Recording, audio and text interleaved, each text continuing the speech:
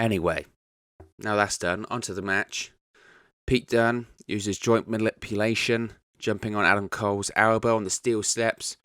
Adam Cole knocks Pete Dunne off of the top rope, injuring Pete Dunne's knee, which was already taped up.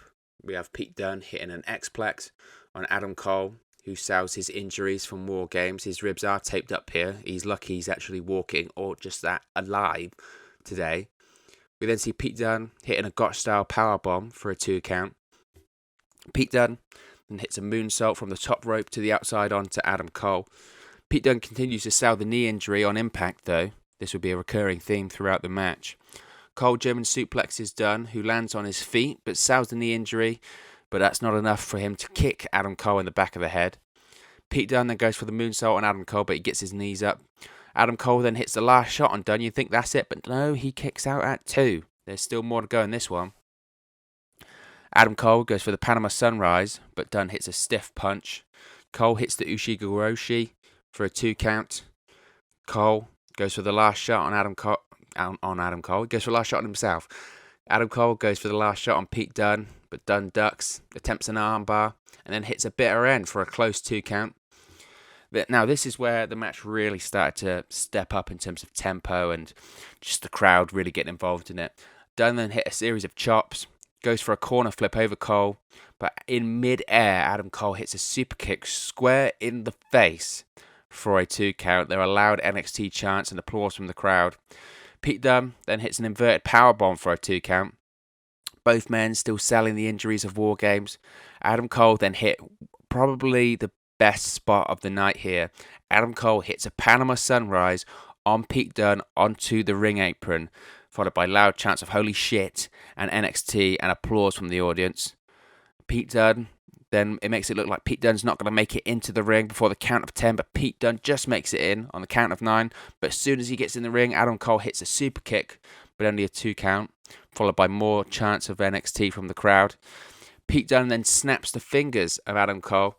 Pete Dunne goes for the bitter end again, but Adam Cole counters in mid-air into another Panama Sunrise, followed by the last shot for a victory. I mean, my words are never going to do this match justice, because, I mean, what a fucking match. If you think about all the matches that have happened on WWE pay-per-view this year, on a WWE pay-per-view, this has to be one of, if not the best match of the year on WWE pay-per-view, right? I mean, it was tremendous.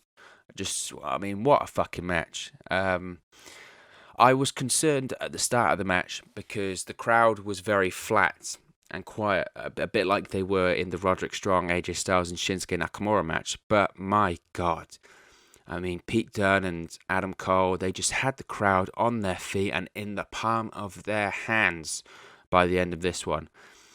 I spoke on the preview video, the link will be in the description box below, that this had the potential to steal the show. And I mean, my God, they might have just have done it. I mean, it did steal the show. Pete Dunne has more than lended his hand to this one, but I think this match was all about Adam Cole. I think just how he's been featured on WWE and NXT TV recently, but the match he had last night and the match he just had with Pete Dunne on this show, I mean, talk about being on a roll. We've had Shawn Michaels and Triple H praise Adam Cole recently in their media interviews, but you can just really see why they think so highly of him. Just a tremendous match. I mean, has there been anyone who's had a better month in WWE TV or in recent history than Adam Cole? I mean, think of the November he's had since the moment he debuted on SmackDown with that match against Daniel Bryan during the Saudi Arabia travel issues. Just ever since then, I mean, it's just been one match after another, which has been just superb. And to think, imagine NXT hadn't been a part of this show. I mean, at this point, I looked at the clock and we were 90 minutes into the show at this point, and it was all NXT. All the high moments have been NXT, or had a significant amount of NXT involvement. I mean, NXT was certainly carrying the load here and contributing towards this show. I mean, NXT beat AEW in the ratings this past week, and if fans who are watching this show, who don't usually watch NXT, after watching that match, surely they would have to. I mean, the momentum the brand has now within the WWE world is absolutely crazy.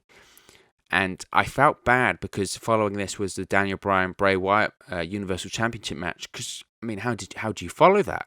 How do you follow that match? The crowd was going crazy.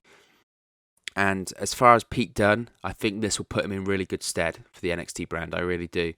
I think likely after that kind of match, you can't not have a rematch with Adam Cole very soon after that performance. It would be a crime not to.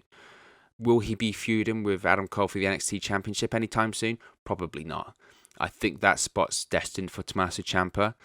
But honestly, with the role that Adam Cole is on, I wouldn't even consider taking the title off him anytime soon. He is carrying that brand like nobody's business, and that belt needs to stay with him for the foreseeable future.